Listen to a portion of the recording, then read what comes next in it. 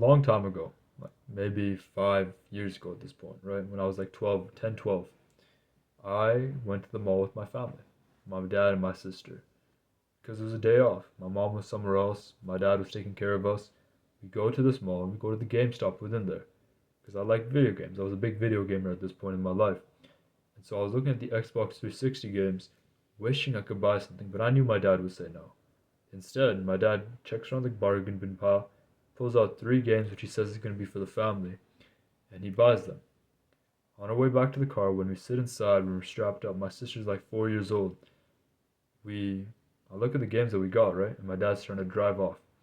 Like, these games suck.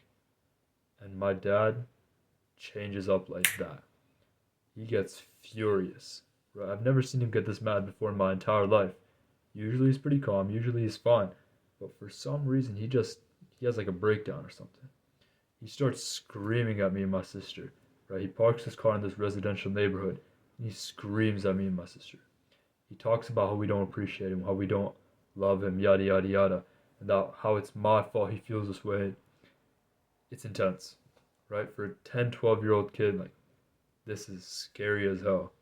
And I stop talking. Like, I don't say anything because I'm so scared. It's like, yo, I'm gonna kill myself because you guys just don't appreciate me. You always want more and more and more. Like, I'm begging, no, don't do that, Papa, please, please. And I start crying because I don't know what else to say, right? And it comes to a point where it just gets quiet. And my sister's crying. I'm afraid.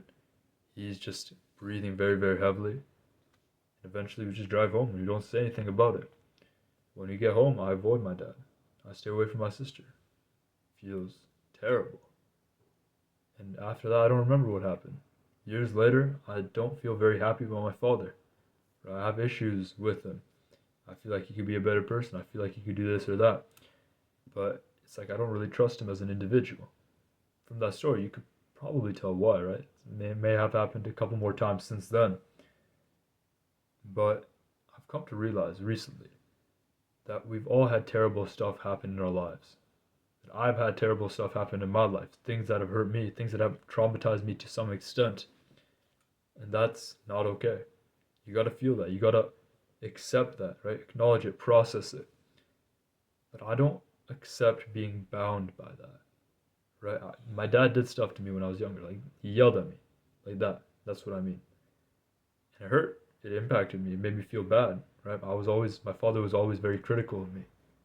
And going through that, accepting that, experiencing that, I realized that it hurt. It still hurts.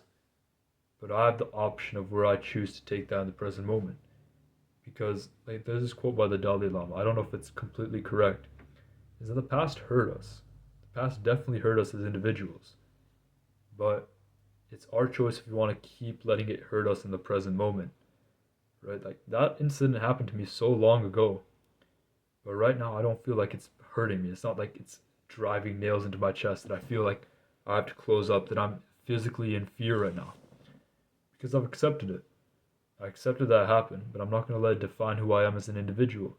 That I will take the steps to heal, to recover from that, and be a better person tomorrow. Right? Because all we have is the present moment. All I have is the present moment.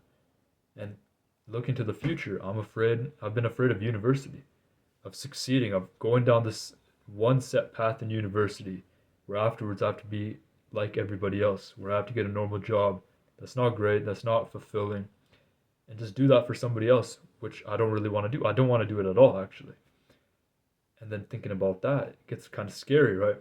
Looking back at my past and feeling like, oh man, my parents did this to me, this happened to me. Becoming kind of cynical about the world. I've started to realize like the only thing that's here is the present moment, right? That stuff happened in the past, but that's gone now. Stuff might happen in the future, but that doesn't exist right now. Right? All we have is this present moment. If you feel pain, if you've been through hard stuff, if you've gone through difficulties within your life, you're struggling, hey, that's not okay. I'm gonna be honest. Like, yeah, feel that. Get through that emotion. Realize like that genuinely hurt you. Acknowledge it, accept it, and then take the steps to start recovering from it. Right? Just because something happened to you, it does not define you for the rest of your life. Just because it happened in the past or may happen in the future, you have the present moment. You choose who you want to be right now. And so you don't need permission to start living. You don't need permission to try being somebody else. You don't need permission to just live the life that you want. Because that's what I thought you needed to have for the longest time. I thought I need to vindicate my emotions, to get mad, to confront him and speak about all these things that I've been through and blame him for that and get myself trapped in that negative feedback loop. But in reality, all I need to do is, yeah, it happened to me. It's not happy. One day I will confront him about it. But I can acknowledge that and move towards the direction I want to take my life in. I don't know what's going to happen in the future, but I can focus on what I do in the present. I can live my life. Yeah, I wasn't great at conversations in the past. People bullied me. People weren't nice to me. People didn't want my friendship, right? I was a needy individual. Doesn't mean I have to be like that right now.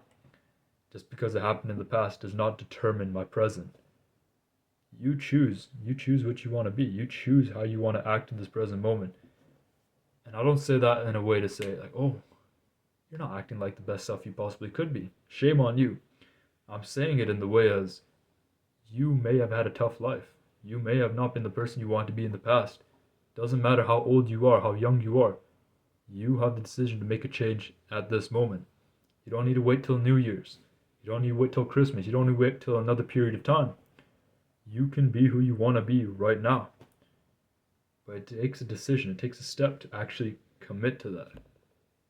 Because none of us are set in stone. All of us are living one moment in our lives. It's a continuous moment called the present, where the future and past don't exist. They're dead and gone. One's yet to come. And so all we have is the future. Like there's this quote from Meditations by Marcus Aurelius, where it's like the longest life and the shortest life amount to the same thing because we're all just living in the present moment.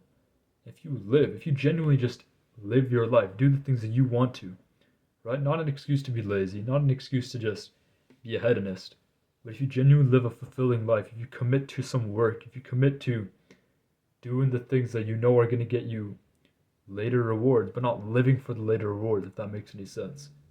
For example, like I'm writing right now. I want to write a book. I want to finish a novel. I would love to have it published if that's the case. But I enjoy the act of, I enjoy the act of just writing the book.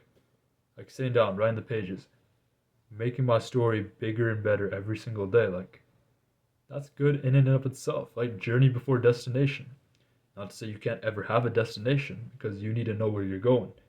But if you can enjoy the day-to-day life, if you can just live your life, like, what's stopping you? What do you think you need before you can just be you? What's stopping you from being authentic, from talking to new people, facing your fears, being a person you want to be? Yourself, right? That's all it is. And I've stopped myself. I know this from first-hand experience. Talking to people in high school, like I thought, yo, I need all of this, I need to do this, yada, yada, yada, before I can be comfortable, before I can be confident to talk to another individual. Making my first YouTube video. Man, I can't do it yet. Like, I'm not very good at talking. I feel very awkward, uncomfortable.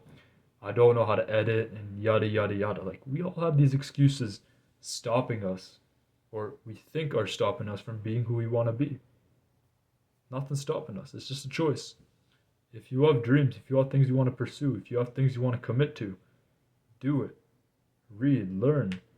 Find ways to improve yourself in your lot in life because your past does not determine you.